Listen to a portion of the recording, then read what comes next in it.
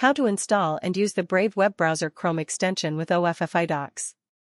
Want a faster, more private browsing experience inside Chrome? With the Brave extension integrated into OffiDocs, you get speed and security in one place. In this video, we'll show you how to install and use Brave in Chrome with OffiDocs. Let's get started. First, install the Brave browser extension in Chrome. Open the Chrome Web Store, search for Brave Web Browser, and click Add to Chrome. Confirm by selecting Add Extension. Once installed, the Brave icon appears in your Chrome toolbar. Now, go to OffiDocs and open the platform.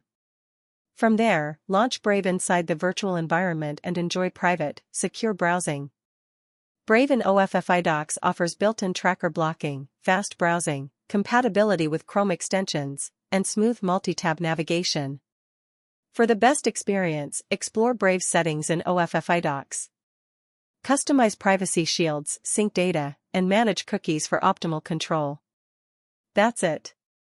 Now you can browse privately and securely with Brave in Chrome using OffiDocs. Subscribe for more tutorials and keep exploring everything OffiDocs has to offer. See you in the next video.